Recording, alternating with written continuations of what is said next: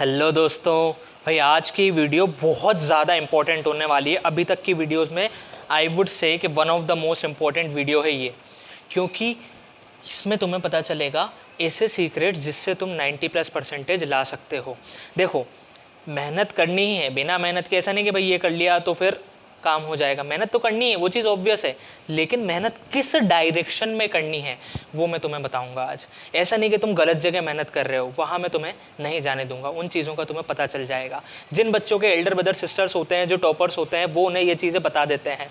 और मुझे भी तुम अपना एक बड़ा भाई ही मान लो, मैं भी तुम्हें वो सीक्रेट्स या वो चीज़ें जो मैंने ऑब्जर्व की है कि भाई ये चीज़ें ज़रूरी है, ये चीज़ें ये बच्चा ऐसे कर लेगा तो गारंटेड वो 90+ या 95+ % ला सकता है बोर्ड्स में।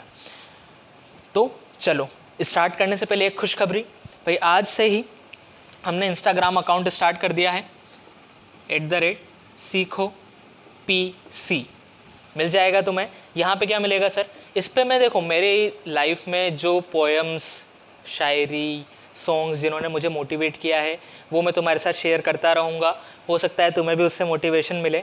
और इसके अलावा मेरे लाइफ के एक्सपीरियंसेस, जो मेरी पुरानी स्टोरीज़ हैं कि भाई ऐसी चीज़ें जिनसे मुझे सीखने को मिला, जो गलतियाँ मैंने करी, वो मैं तुम्हारे साथ शेयर करूँगा ताकि तुम उन्हें नहीं कर पाओ, उन गलतियों को रिपीट नहीं करो। तो इंस्टा पे शेयर करना ज़्यादा ईजी है, यूट्यूब पे मुझे मुश्किलें हो रही है, इसलिए मैं उसके लिए एक अलग से चैनल बना रहा हूँ। तो भाई फॉलो कर लेना अगर तुम्हें लगता है कि ये तुम्हारे लिए हेल्पफुल होगा तो। चलो स्टार्ट करते हैं। स्टार्ट करने से पहले एक लास्ट बात, इन पॉइंट्स में, इन 7 पॉइंट्स में जो तुम्हें बात समझ में आ रही है, हर पॉइंट की जो बात तुम्हें समझ में आई उसे नोट करना है।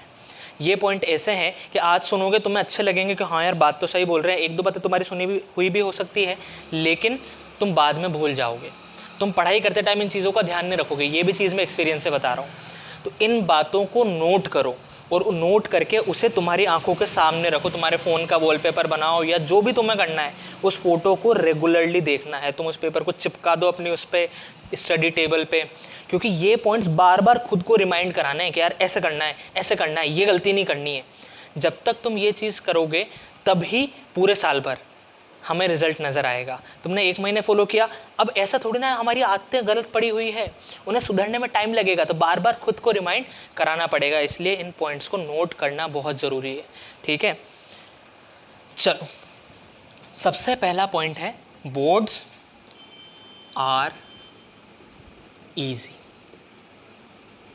बिल्कुल ऑनेस्टली बता रहा हूँ, बेवकूफ़ नहीं बना रहा हूँ, बोर्ड्स तुम्हारी लाइफ के one of the most easiest exam में से है। और ये तुम्हें अभी रियलाइज़ नहीं होगा, ये आगे जाके रियलाइज़ होगा। इसमें स्कोर करना बहुत आसान है, बस तुम्हें पता होना चाहिए कि भाई क्या करना है। मेहनत करनी है, बिना मेहनत के कुछ भी नहीं मिलेगा, लेकिन डायरेक्शन अगर तुम्हें पता चल गई तो तुम सबसे ईजिली जिस एग्ज़ाम में मार्क्स स्कोर कर सकते हो वो है बोर्ड्स। हमारी सोसाइटी ने फालतू का हवा बनाकर रख रखा है कि बोर्ड्स है, बोर्ड्स है, बोर्ड्स है। कोई बड़ी चीज़ नहीं है, पेपर एकदम आसान आता है, रिपीटेड क्वेश्चंस आते हैं, ईजिली अच्छे से प्रैक्टिस करेंगे तो मार्क्स ला सकते हो। पिछले साल सर मेरी 9th में क्या परसेंटेज रही, सर मेरी 11th में क्या परसेंटेज रही, 10th में क्या परसेंटेज रही, उससे कोई मतलब ही नहीं है। आज से मतलब है, तुम्हें अपने आप को ये अंदर बिलीव दिलाना होगा कि तुम 90+ % ला सकते हो। अगर तुम ला सकते हो, ये तुमने बिलीव दिला दिया, तो फिर तुम ले आओगे। और अगर तुम अंदर ही अंदर अभी भी अपने आप को यही सोच रहे हो कि यार मैं तो मीडियोकर हूँ, मैं नहीं ला सकता हूँ, तो तुम मेहनत कर लो, तुम नहीं ला पाओगे। और मैं तुम्हें बोल रहा हूँ कि कोई भी स्टूडेंट ला सकता है अगर वो मेहनत करे और इन पॉइंट्स को फॉलो करे।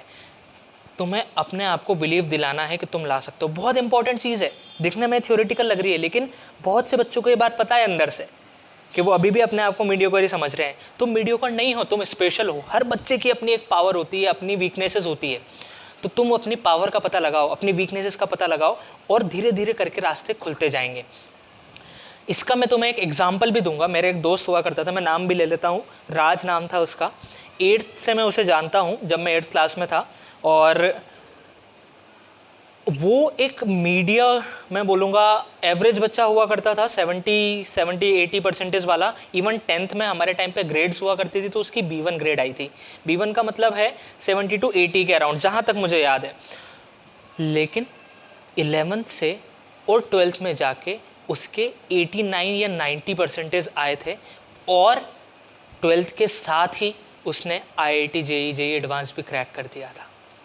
तो it doesn't matter what your past is, हमारे पास्ट से हमें बस सीखना है और तुम सोचोगे तो तुम कर लोगे।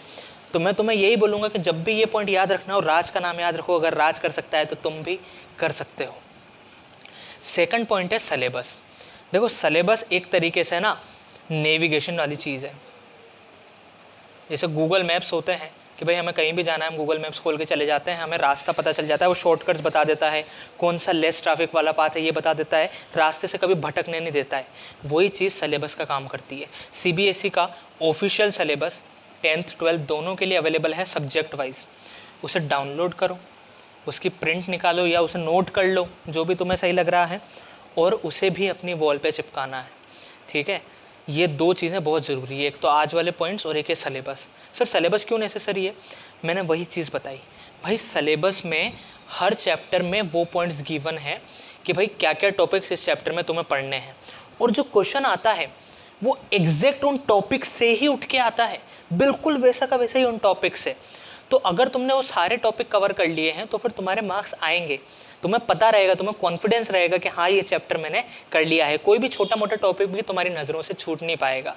इसलिए सिलेबस तुम्हारी आंखों के सामने रहना चाहिए। मैं एक एग्जांपल देता हूँ छोटा सा, 12th क्लास का दे रहा हूँ मैं। 12th क्लास में फिजिक्स में चैप्टर 2 की अगर मैं बात करूँ, इलेक्ट्रिक पोटेंशियल एंड कैपेसिटेंस, तो उसमें जैसे टॉपिक्स दिए हुए हैं भाई, electric potential,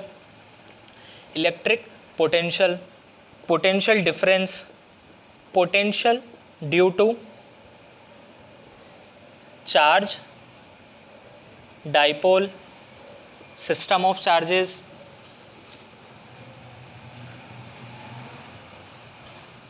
equi potential surface. अब देखो, अब जब तुम इस चैप्टर को पढ़ लिया, तुमने इस चैप्टर को पढ़ लिया, तुम एक बार इस पर नज़र मारो कि हाँ इलेक्ट्रिक पोटेंशियल मुझे आता है, हाँ ये भाई ये चीज़ होती है, इसमें ये चीज़ इंपॉर्टेंट है। पोटेंशियल डिफरेंस, हाँ ये चीज़ थी पोटेंशियल डिफरेंस, इसका ये फॉर्मूला होता है। Potential due to charge, potential due to charge का ये फॉर्मूला होता है, इसको हमने ऐसे डिराइव किया था। तो ये सारी चीज़ें से तुम्हें रिविजन लगाने में बहुत आसानी होगी। बिल्कुल क्वेश्चन भी आते हैं तो ऐसे ही आते हैं, derive potential due to charge, derive potential due to dipole at axial position at equatorial position, बिल्कुल यहीं से क्वेश्चन आता है। ये तुम्हें भटकने कभी भी नहीं देगा कि भाई तुम ऑफ टॉपिक चले गए, ऐसी चीज़ें पढ़ने लग गए जो हमारी एग्जाम के लिए इंपॉर्टेंट ही नहीं है। एग्जाम पॉइंट ऑफ व्यू से जो चीज़ें इंपॉर्टेंट है वो तुम्हें बार बार रिमाइंड कराएगा सिलेबस। ठीक है, तो सिलेबस तुम्हारी आंखों के सामने होना चाहिए और 5-6 महीने बाद आते आते हर चैप्टर का सिलेबस तुम्हारे दिमाग में फिट हो जाना चाहिए। और ये मैं बोर्ड्स की बात नहीं कर रहा हूँ, ये चीज़ अप्लाई होती है हर कॉम्पिटिटिव एग्जाम पे। UPSC में लोग बोलते हैं कि बहुत वास्ट सिलेबस है, everything under the sky comes under UPSC। ऐसा बोलते हैं कि भाई पहाड़ आसमान के नीचे जितनी भी किताबें हैं सब UPSC में, सब में से UPSC में सवाल आता है। बिल्कुल भी नहीं है। UPSC के टॉपर्स तक ऐसा बोलते हैं कि भाई आप सिलेबस जो है ना UPSC का, उसे अपनी दीवार पे चिपकाओ और उसे फॉलो करो कि भाई ये टॉपिक कर लिया, हर टॉपिक वाइज उसे कवर करते जाओ, वहीं से आएगा सवाल और कहीं से नहीं आएगा। तो क्लियर है बात, सिलेबस तुम्हारी आंखों के सामने रहना चाहिए। थर्ड पॉइंट और मोस्ट इंपॉर्टेंट पॉइंट जो कि आज का होने वाला है, स्पेशली अभी की सिचुएशन में जब ऑनलाइन तुम लोग पढ़ रहे हो। 1 मिनट में चेक कर लेता हूँ कि कैमरा हमारा मूव हो गया है, इसे सही कर देते हैं।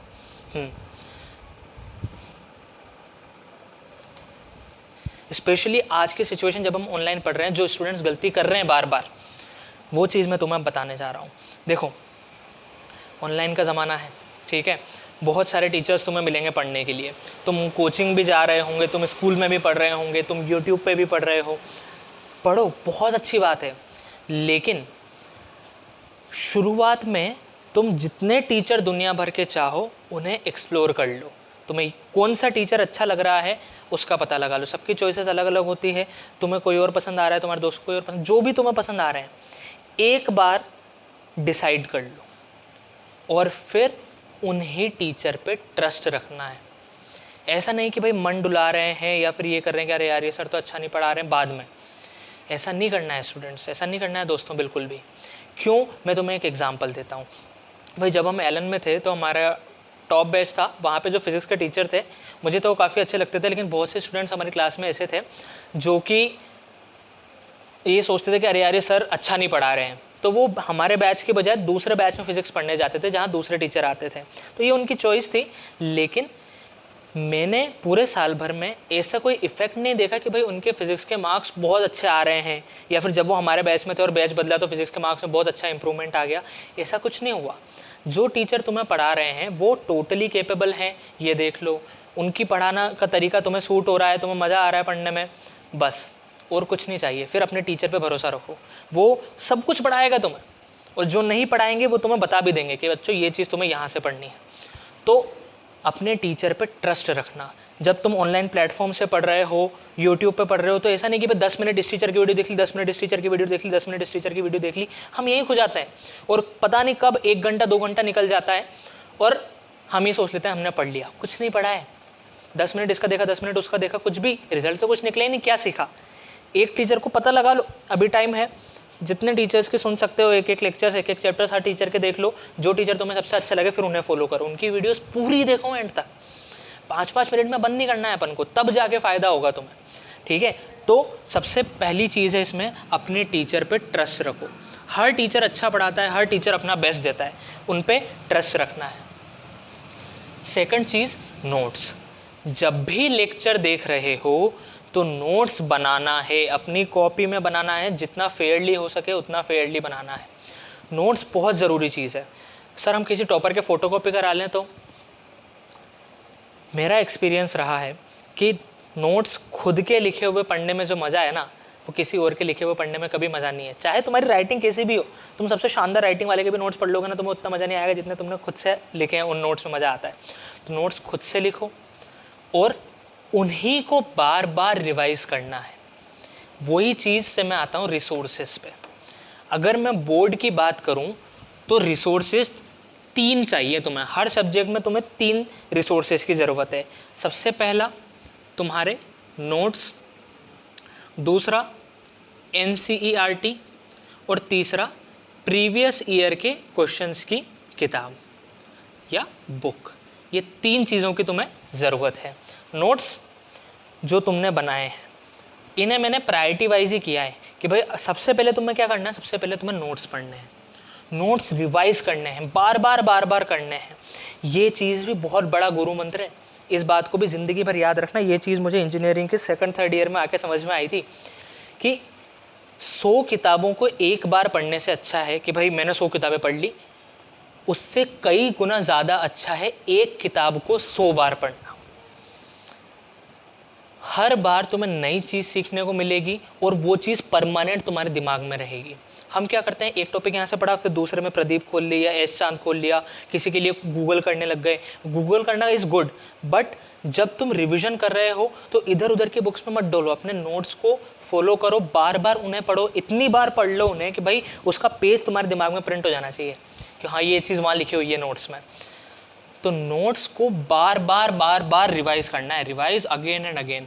और कहीं मत जाओ, तुम्हें ये लगेगा यार नोट्स तो कर लिए, अब कुछ और करते हैं। हमें अंदर से ही आता है कि यार अब कुछ और करते हैं, मत करो। थ्योरी के मामले में तुम्हारे नोट्स सफिशिएंट रहेंगे अगर तुम बोर्ड्स को टारगेट कर रहे हो तो। बार बार उन्हें रिवाइज करना है। एक अच्छे टीचर से अगर तुम नोट्स लिखोगे तो फिर वो नोट्स पूरी तरीके से सफिशिएंट है, कभी भी कम नहीं पड़ेंगे। सेकंड, तुमने नोट्स कर लिए अच्छे से, फिर तुम्हारा काम है NCERT के क्वेश्चंस करना। NCERT के क्वेश्चंस, NCERT में 2 जगह क्वेश्चंस होते हैं, एक तो इन टेक्स्ट चैप्टर के बीच में और एक्सरसाइज। NCERT की सबसे अच्छी बात यह है कि इसके सॉल्यूशंस तुम्हें ऑनलाइन अवेलेबल है, गाइड्स अवेलेबल हैं। तो जिस क्वेश्चन का तुम्हें आंसर नहीं आ रहा है उसका सॉल्यूशन तुम देख के समझ सकते हो क्योंकि तुमने नोट्स पढ़ लिए हैं। तो NCERT के क्वेश्चंस की प्रैक्टिस करनी है एक बार, बार, स्पेशली मैथ, साइंस, सभी की बोलूँगा मैं। NCERT के क्वेश्चन दी मोस्ट इम्पॉर्टेंट। अब जब तुमने NCERT के क्वेश्चंस भी कर लिए, भाई सपोज करो साल का एंड आ रहा है, मतलब यूँ मान लो कि हाफ ईयरली हो गए या प्री बोर्ड चल रहे हैं, तब तुम्हारा काम है ये दोनों हो गए अच्छे से, तब प्रैक्टिस करो पिछले साल के क्वेश्चंस की। प्रीवियस ईयर की बुक्स आती हैं चैप्टर वाइज जिसमें क्वेश्चंस लिखे होते हैं प्रीवियस ईयर में जो आए हैं बोर्ड में, उनकी तुम प्रैक्टिस कर लो। क्यों? क्योंकि ये क्वेश्चंस बार बार रिपीट होते हैं बोर्ड में। तो अगर इनकी तुमने प्रैक्टिस कर ली तो गारंटेड तुम्हारे 95+ मार्क्स आ जाएंगे। अगर तुम इसे ना करके केवल ये दोनों भी कर लेते हो तो भी मैं तुम्हें बोलूँगा कि तुम्हारे 90+ मार्क्स आ जाएंगे, अगर तुम्हें इनकी एक एक चीज़ पता है। एक एक चीज़ से मतलब क्या है मेरा कि भाई नोट्स कि थ्योरी कंसेप्ट तुम्हारे दिमाग में पूरे हो और एनसीईआरटी के हर क्वेश्चन का आंसर तुम्हें आता हो, हर क्वेश्चन को सॉल्व करना तुम्हें पता हो, तो फिर तुम इजीली 90+ मार्क्स ला सकते हो। इसके अलावा कहीं मत डोलना, कोई भी बुक हो कहीं नहीं डोलना है अगर तुम बोर्ड्स टारगेट कर रहे हो तो, ठीक है। एक्स्ट्रा बिना बात का कंटेंट होता है उन बुक्स में, तो उससे तुम्हारा इतना फ़ायदा नहीं होगा। इन्हें पढ़ो। और तुम्हें थ्योरी पढ़ने की और ही इच्छा है कि नहीं यार नोट्स के अलावा और भी कहीं से थ्योरी पढ़नी है, तो एनसीईआरटी के पढ़ो, बेस्ट बुक्स है। इवन 12th में भी मैं बोलूँगा, जेईई तक की एग्ज़ाम में फिजिक्स केमिस्ट्री की एनसीईआरटी की सबसे ज़्यादा ज़रूरत होती है। तो इन किताब को पढ़ो, समझ में नहीं आएगा दोबारा पढ़ो। ऐसा कभी नहीं है कि भाई पहली बार में तुम्हें सब कुछ समझ में आ जाए। तो अगर थ्योरी पढ़नी भी है तो एनसीईआरटी से पढ़ो। क्लियर है ये बात? तो क्या सीखे सर? टीचर हमारे परमानेंट हो जाएं, उन पे हमें ट्रस्ट रहे, नोट्स हम अच्छे से बनाएं और नोट्स को ही बार बार रिवाइज करें। नोट्स हो जाएंगे तो एनसीईआरटी के क्वेश्चंस कर लें, ठीक है। 4th, do not ignore. क्या इग्नोर नहीं करना है भाई? SST, Hindi, English, physical education, math, science, bio के अलावा जो सब्जेक्ट है ना, उन्हें इग्नोर मत कर देना। ये भी आजकल बहुत से स्टूडेंट्स मिस्टेक कर रहे हैं कि भाई वो पढ़ते हैं मैथ्स, फिजिक्स, केमिस्ट्री, साइंस यही पढ़े जा रहे हैं। लेकिन तुम ये भी तो देखो कि जितना वेटेज फिजिक्स के पेपर का है या साइंस के पेपर का है, उतना ही तो इंग्लिश का भी है, उसे भी इतनी ही इज्जत दो, ठीक है। तो यहाँ पे मैं ये बात लिखूँगा, ये अपना गुरु मंत्र है कि रेस्पेक्ट ऑल सब्जेक्ट्स। बहुत से स्टूडेंट्स ऐसे होते हैं हमारे इंडिया में जिनकी मैथ साइंस में तो आते हैं 95+ मार्क्स, 90 मार्क्स, और हिंदी में 70, इंग्लिश में 80 ऐसे मार्क्स आते हैं। क्यों? क्योंकि हम उनको इतनी इंपॉर्टेंस देते ही नहीं है। उनकी भी उतनी रेस्पेक्ट करो। जितनी देर तुम साइंस पढ़ रहे हो उसका अगर 50% देर भी तुम इंग्लिश हिंदी पढ़ लोगे ना, तो तुम्हारे आराम से मार्क्स आ जाएंगे। तो हर सब्जेक्ट की इक्वली रेस्पेक्ट करनी है, बहुत इंपॉर्टेंट बात। इन्हें इग्नोर कभी मत करना, ठीक है। नेक्स्ट चीज़, वीक सब्जेक्ट हर स्टूडेंट का होता है। हर स्टूडेंट का एक ना एक ऐसा सब्जेक्ट होता है जो उसे बिल्कुल पसंद नहीं आता है, उसके टीचर उसे पसंद नहीं आ रहे हैं, यार क्या चल रहा है। तुम्हें उस सब्जेक्ट के पीछे पड़ जाना है जिसमें तुम्हारे कंटिन्यूसली कम मार्क्स आ रहे हैं, उससे भागना मत, उसके पीछे पड़ जाओ, उसे ज़्यादा टाइम दो। तुम अगर 1 घंटा फिजिक्स पढ़ रहे हो रोज़ और तुम्हारा वीक सब्जेक्ट है केमिस्ट्री, तो 2 घंटा केमिस्ट्री पढ़ो रोज़। उसके पीछे तब तक पड़ जाओ जब तक वो तुम्हारा अच्छा सब्जेक्ट नहीं हो जाए। उससे भागोगे तो एग्ज़ाम में वो तुमसे भाग जाएगा।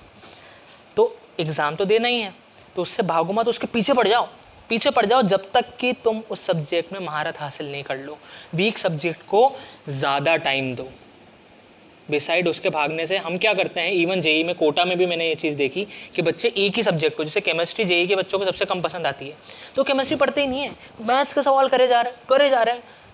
भाई केमिस्ट्री का भी तो उतना ही वेटेज है। फिर तुम्हारे मैथ्स फिजिक्स में तो मार्क्स आ जाएंगे, केमिस्ट्री में मार्क्स नहीं आएंगे, तो रैंक कहाँ से बनेगी, परसेंटेज कहाँ से आएगी। तो यही चीज़ यहाँ भी है भाई। जो सब्जेक्ट तुम्हारा वीक है, जिसमें तुम्हें मज़ा नहीं आता है, उसको ज़्यादा टाइम दो। चैलेंज ले लो, यार कैसे नहीं आएगा समझ में, सब्जेक्ट ही तो है, तो उसे ज़्यादा टाइम देना। उस वीक सब्जेक्ट को तुम्हें अपना स्ट्रॉन्ग सब्जेक्ट बनाना है। नेक्स्ट थिंग है 6 पॉइंट हमारा, वेटेज। भाई बोर्ड्स की अगर मैं बात करूं तो ये छोटी सी ट्रिक है जो अभी तक चली आ रही है भाई। हर चैप्टर में कुछ टॉपिक्स ऐसे हैं जो बहुत इंपॉर्टेंट है। जैसे अगर मैं 10th क्लास में बात करूं तो मैग्नेटिक फील्ड वाले चैप्टर की अगर मैं बात करूं तो उसमें सोलेनॉइड एक बहुत इंपॉर्टेंट टॉपिक है। हर दूसरे साल उसमें से क्वेश्चन आता ही है, सोलेनॉइड की मैग्नेटिक फील्ड बना दो और सोलेनॉइड क्या होता है, ये चीज़ है। तो कुछ टॉपिक्स हर चैप्टर में बहुत इंपॉर्टेंट है, टीचर तुम्हें हर बार बताएंगे कि बेटा ये टॉपिक इंपॉर्टेंट है, तो इसे इंपॉर्टेंट मार्क कर लो। कैसे तुम्हें आई से मार्क करना है, स्टार लगाना है, जो भी करना है उसे इंपॉर्टेंट मार्क करो और उस पर ज़्यादा टाइम दो, उसे ज़्यादा बार रिवाइज करो। कुछ चैप्टर्स ज़्यादा इंपॉर्टेंट होते हैं, जैसे मैं 12th की बात करूं तो इलेक्ट्रोस्टैटिक्स ज़्यादा इंपॉर्टेंट चैप्टर है, और वहीं इलेक्ट्रोमैग्नेटिक वेव्स की बात करूं तो वो इतना इंपॉर्टेंट चैप्टर नहीं है, उसमें से इतने ज़्यादा क्वेश्चन नहीं आते हैं, उन्हें इतना टाइम देने की ज़रूरत नहीं है। 12th केमिस्ट्री की बात करूं तो पॉलीमर्स, ये ऐसे चैप्टर हैं, बायोमोलिक्यूल्स, जिन्हें लास्ट में पढ़ लोगे तो काम हो जाएगा।